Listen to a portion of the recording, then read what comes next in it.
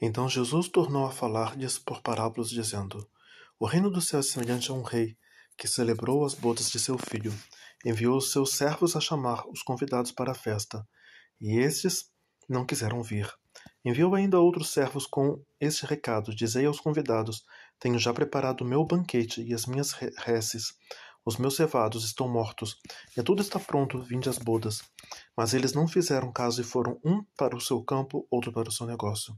E os outros, agarrando os seus servos, os ultrajaram e maltrataram. Irou-se o rei e mandou as tropas exterminar aqueles assassinos e incendiar a sua cidade. Então disse aos seus servos: As bodas estão preparadas, mas os convidados não eram dignos. Guide, pois, as encruzilhadas dos caminhos e chamai para as bodas a quantos encontrardes. Indo aqueles servos pelos caminhos, reuniram todos os que encontraram, maus e bons, e a sala nupcial ficou cheia de convivas. Mas entrando o rei para ver os convivas, notou ali um homem que não trajava veste nupcial, e perguntou-lhe: Amigo, como entraste aqui sem veste nupcial? Ele, porém, emudeceu. Então o rei disse aos servos: Atai-o de pés e mãos e lançai-o nas trevas exteriores, ali haverá o choro e ranger de dentes. Pois muitos são chamados, mas poucos escolhidos. Então os fariseus se retiraram e consultaram entre si como o apanhariam em alguma palavra. Enviaram os seus discípulos juntamente com os herodianos a perguntar: Mestre, sabemos que és verdadeiro e que ensinas o caminho de Deus, segundo a verdade, e não se te dá de ninguém porque não te deixas levar de respeitos humanos. Dize-nos, pois, qual é o teu parecer? É lícito ou não pagar o tributo a César? Porém Jesus, tendo percebido a malícia deles, respondeu-lhes: Por que me experimentais, hipócritas? Mostrai-me uma moeda de tributo, trouxe-lhe um denário. Ele perguntou: De quem é esta efígie e a inscrição? Respondeu: De César. Então lhes disse Jesus: Dai, pois, a César o que é de César, e a Deus o que é de Deus. E ao verem isso, admiraram-se, e deixando-o, foram-se. No mesmo dia vieram alguns saduceus que dizem não haver ressurreição, e o interrogaram, dizendo: Mestre, Moisés disse: Se alguém morrer sem deixar filho, seu irmão casará com a viúva e dará sucessão ao falecido. Ora, havia entre nós 7 irmãos. O primeiro, depois de ter casado, morreu, e não havendo sucessão, deixou sua mulher para seu irmão.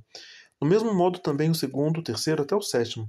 Depois de todos eles, morreu a mulher. Na ressurreição, pois qual será dos 7 pertencerá à mulher, porque todos foram casados com ela.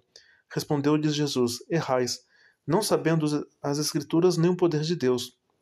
Pois na ressurreição nem os homens se casam, nem as mulheres são dadas em casamento, porém são como os anjos nos céus. E quanto à ressurreição dos mortos, não lestes o que foi dito por Deus: Eu sou o Deus de Abraão, o Deus de Isaque, o Deus de Jacó. Ora, ele não é Deus dos mortos, mas de vivos. E as multidões, ouvindo isso, maravilhavam da sua doutrina. Os fariseus, quando souberam que eles fizeram emudecer os saduceus, reuniram-se todos, e um deles, doutor da lei, para o experimentar, interrogou, dizendo: Mestre, qual é o grande mandamento na lei? Respondeu-lhe Jesus: Amarás o Senhor teu Deus de todo o teu coração, de toda a tua alma e de todo o teu entendimento. Este é o grande primeiro mandamento. E o segundo, semelhante a este: amarás ao teu próximo como a ti mesmo. Destes 2 mandamentos dependem toda a lei e os profetas. Ora, enquanto os fariseus estavam reunidos, interrogou-os Jesus, dizendo: Que pensais vós do Cristo? De quem é filho? Respondeu-lhe: De Davi? Replicou-lhe eles: Como é então que Davi no Espírito lhe chama Senhor, dizendo: Disse o Senhor ao meu Senhor: Assenta-te à minha direita, até que eu ponha os teus inimigos debaixo dos teus pés. Se Davi, pois, lhe chama Senhor, como é ele seu filho? E ninguém podia responder-lhe palavra, nem desde aquele dia jamais ousou alguém interrogá-lo. Então falou Jesus às multidões, aos seus discípulos, dizendo: Na cadeira de Moisés se assentaram os escribas e fariseus. Portanto, tudo o que vos disserem, isto fazei e observai, mas não façais conforme as suas obras, porque dizem e não praticam. Pois atam fardos pesados e difíceis de suportar, e os põem aos ombros dos homens, mas eles mesmos nem com o dedo querem movê-los. Todas as suas obras eles fazem a fim de serem vistos pelos homens, pois alargam os seus filactérios e aumentam as franjas dos seus mantos. Gostam do primeiro lugar nos banquetes, das primeiras cadeiras nas sinagogas, das saudações nas praças e de serem chamados pelos homens Rabi. Vós, porém, não querais ser chamados Rabi, porque um só é o vosso mestre, e todos vós sois irmãos. E a ninguém sobre a terra chameis vosso Pai, porque um só é vosso Pai, aquele que está nos céus. Nem querais ser chamados guias, porque um só é o vosso guia, que é o Cristo. Mas o maior dentre vós há de ser vosso servo. Qualquer, pois, que a si mesmo se exaltar será humilhado, e qualquer que a si mesmo se humilhar será exaltado. Mas ai de vós, escribas e fariseus, hipócritas, porque fechais aos homens o reino dos céus, pois nem vos entrais, nem os que entrariam permitis entrar. Ai de vós, escribas e fariseus, hipócritas, porque devorais as casas das viúvas, e sob pretexto fazeis longas orações. Por isso recebereis maior condenação.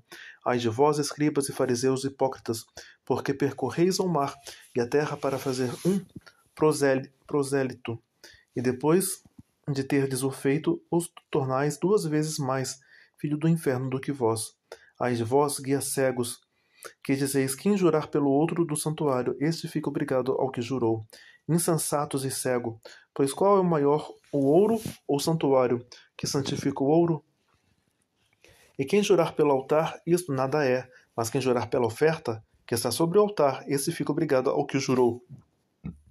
Cegos, pois qual é maior, a oferta ou o altar que santifica a oferta? Portanto, quem jurar pelo altar, jura por ele, e por tudo quanto sobre ele está. E quem jurar pelo santuário, jura por ele e por aquele que nele habita. Quem jurar pelo seu céu, jura pelo trono de Deus, e por aquele que nele está assentado. Ai de vós, escribas e fariseus hipócritas, porque dais o dízimo da hortelã, do endro, do cominho, e tendes omitido o que há de mais importante na lei, a saber, a justiça, a misericórdia, a fé. Essas coisas, porém, devias fazer sem omitir aquelas. Guias cegos, que coais um mosquito e engolis um camelo. Ai de vós, escribas e fariseus hipócritas, porque limpais o exterior do corpo e do prato, mas por dentro estão cheios de rapina e de intemperança. Fariseu cego, limpa primeiro o interior do corpo, para que também o exterior seja torne limpo. Ai de vós, escribas e fariseus hipócritas, porque sois semelhantes aos sepulcros caiados, que por fora realmente parecem formosos, mas por dentro estão cheios de ossos e de toda a imundícia. Assim também vós exteriormente pareceis justos aos homens, mas por dentro estáis cheios de hipocrisia e de iniquidade. Ai de vós, escribas e fariseus hipócritas, porque edificais os sepulcros dos profetas e adornais os monumentos dos justos, e dizeis: se tivéssemos vivido nos dias de nossos pais, não teríamos sido cúmplices no derramar do sangue dos profetas. Assim, vós testemunhas contra vós mesmos que sois filhos daqueles que mataram os profetas. Enchei vós, pois, a medida de vossos pais. Serpentes, raça de víboras, como escapareis da condenação do inferno? Portanto, eis que eu vos envio profetas, sábios e escribas, e uns deles matareis e crucificareis, e outros os perseguireis de cidade em cidade, para que sobre vós caia todo o sangue justo que foi derramado sobre a terra, desde o sangue de Abel, o justo, até o sangue de Zacarias, filho de Baraquias, que mataste entre o santuário e o altar. Em verdade vos digo que todas estas coisas hão de vir sobre esta geração. Jerusalém, Jerusalém, que matas os profetas, apedrejas os que a ti são enviados, quantas vezes quis eu ajuntar os teus filhos, como a galinha junta os teus pintinhos debaixo das asas, e não o quisestes. Eis aí, abandonada vos é a vossa casa, pois eu vos declaro que desde agora de modo nenhum me vereis, até que digais: bendito aquele que vem em nome do Senhor.